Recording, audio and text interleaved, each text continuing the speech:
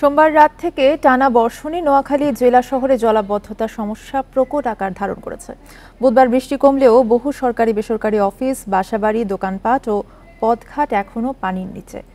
খাল দখল ও ড্রেন ভরাট হয়ে যাওয়ার বর্ষার শুরুতে এমন পরিস্থিতি হয়েছে বলে অভিযোগ স্থানীয়দের।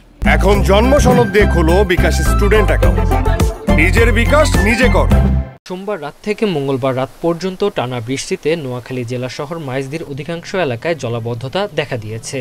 জেলা মৎস্য অফিস, আবহাওয়া অফিস, খাদ্য অফিস, জজ আদালত, সরকারি বালিকা উচ্চ বিদ্যালয়, নোয়াখালী সরকারি মহিলা কলেজের চারদিকে পানি। পুলিশ সুপার কার্যালয়ের নিচতলায় পানি ঢুকে অনেক নথিপত্র নষ্ট হয়েছে। শহরের উত্তর ফকিরপুরে বেশিরভাগ বাসাবাড়িতে পানি ঢুকেছে। ড্রেনের ময়লা ভাসছে চারদিকে। অনেকে বাসাবাড়ি ছেড়ে অন্যত্র আশ্রয় নিয়েছেন। স্থানীয়দের অভিযোগ, খাল দখল ও ভরাটের কারণে পানি নামতে পারছে না।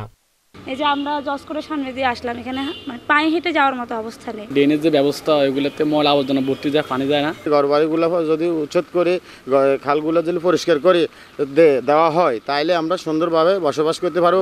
জেলা প্রশাসক জানিয়েছেন, শহরের জলাবদ্ধতা দূর করতে পৌরসভা সহ সংশ্লিষ্ট দপ্তরের সাথে জরুরি বৈঠক করে ব্যবস্থা নেওয়ার নির্দেশনা দেওয়া হয়েছে। কোথায় কোথায় সমস্যা হচ্ছে আমরা ইতিমধ্যে পাঠিয়েছি, তারা সব দেখতেছে। এবং যেখানে কোনো ড্রেন যদি জোরপূর্বক কেউ কারো কারণে বন্ধ থাকে সেটাও আমরা আইডেন্টিফাই করতে বলেছি। আমরা ম্যাজিস্ট্রেট দিয়ে প্রয়োজনে সেটা ভেঙে দিব। জেলা আবহাওয়া অফিস জানিয়েছে, মঙ্গলবার জেলায় 109 মিলিমিটার বৃষ্টি হয়েছে। Independent news.